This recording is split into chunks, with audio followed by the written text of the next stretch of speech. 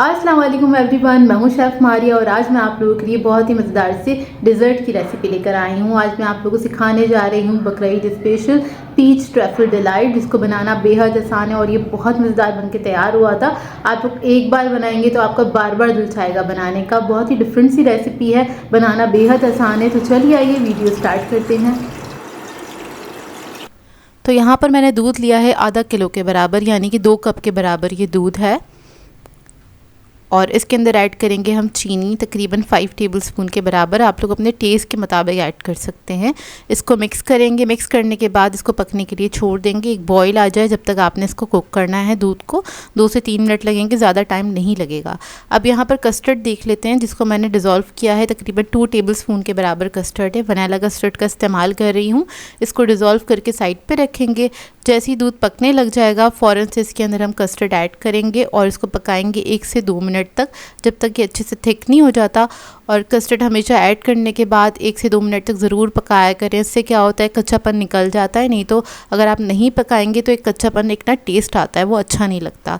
तो इसको अच्छी तरीके से पका लिया करें। फ्लेम ऑफ करेंगे और इसको मैं एक अलग बाउल में निकाल के ठंडा करने के लिए रख दूँगी।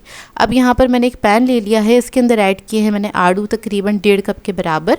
2 बड़े साइज़ के आड़ू ले लिए थे। इसके अंदर 2 टेबलस्पून के बराबर मैंने चीनी ऐड की है। इसको हल्का सा कुक कर लेंगे। 2 से 3 मिनट तक आपने इसको पकाना है। अच्छे से पकाएंगे, एक इसका ग्लेज सा निकल कर आ जाएगा। इसको हम कस्टर्ड में इस्तेमाल करेंगे। साइड पे रखेंगे। कस्टर्ड जो है हमारा अच्छी तरीके से ठंडा हो गया। इसको मैंने मिक्स कर लिया था ताकि इसके ऊपर जो लेयर आ जाती है वो अच्छे से मिक्स हो जाए और इसके अंदर कोई लम्प्स ना रहें। अब इसके अंदर ऐड करेंगे विपिंग क्रीम, तकरीबन 1 कप के बराबर विप्ड हुई हुई क्रीम ऐड की है मैंने। इसको आपने अच्छी तरीके से मिक्स कर लेना है। ये ऐड करने से क्या होगा, कस्टर्ड का एक तो टेस्ट बहुत अच्छा आ जाता है, दूसरा कस्टर्ड भी थोड़ा सा फ्लफ़ी हो जाता है क्रीम की वजह से। तो इसको आपने अच्छी तरीके से मिक्स कर लेना है। अब यहाँ पर जेली देख लेते हैं, जो कि मैंने पका के रख ली थी। जेली तो खैर सभी को पकानी आती होगी। मैं यहाँ पर यूज़ कर रही हूँ पीच जेली। अगर आप लोगों के पास ये ना हो तो आप लोग स्ट्रॉबेरी जेली का भी इस्तेमाल कर सकते हैं। इसको बस मैं कट कर लूँगी। तो आपने बस इसको क्यूब्स में कट कर लेना है। इसको लूज़ कर लेंगे पैन में से। इसको साइड पे रखेंगे। इसके लिए हमें चाहिए होगा टी केक। उसको मैं छोटे क्यूब्स में कट कर लूँगी इस तरह से। अब यहाँ पर मैंने डिश ले ली है जिसमें भी आपको असेंबल करना है। तो बेस में हम सबसे पहले थोड़ा सा कस्टर्ड ऐड करेंगे और इसको हम फैला देंगे।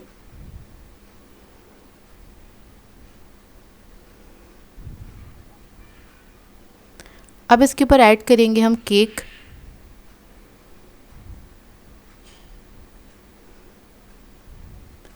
केक आप लोग अपनी मर्ज़ी के मुताबिक ऐड कर सकते हैं, कम या ज़्यादा। कुछ लोगों को बहुत ज़्यादा केक पसंद होता है और कुछ लोगों को दरमियाना पसंद होता है, तो मैंने बहुत ज़्यादा नहीं ऐड किया था। अब इसके ऊपर हमने जो पीच पका के रखे थे वो ऐड कर देंगे और इसके अंदर जो थोड़ा बहुत सॉस था उसकी वजह से केक भी थोड़ा सा सॉफ्ट हो जाएगा। जेली ऐड कर लेंगे।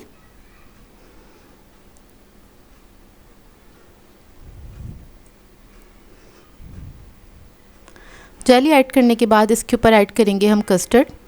तो सारा ही कस्टर्ड मैं इसके ऊपर ऐड कर दूंगी और इसको लेवल कर लेंगे।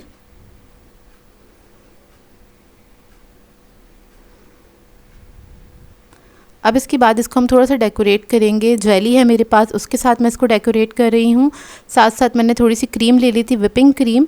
उससे उसको मैं इस तरह से पाइप कर दूँगी चारों तरफ, मतलब कॉर्नर्स पे। तो आपने ड्रॉप्स लगा देने हैं। तो देखिए रेडी हो गया। अब इसको मैं ठंडा करने के लिए रखूँगी फ्रिज में। जब ये अच्छी तरीके से ठंडा हो जाएगा 1 से 2 घंटे बाद आप इसको सर्व कर सकते हैं। बहुत ही बेहतरीन डिज़र्ट बनके तैयार होता है।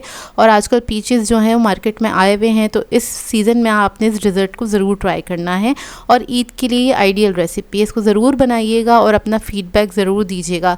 एक बार बनाएंगे तो आपका बार बार दिल चाहेगा बनाने का, क्योंकि ये बनता ही इतना मज़ेदार है। तो मिलते हैं नेक्स्ट वीडियो में। अल्लाह हाफ़िज़।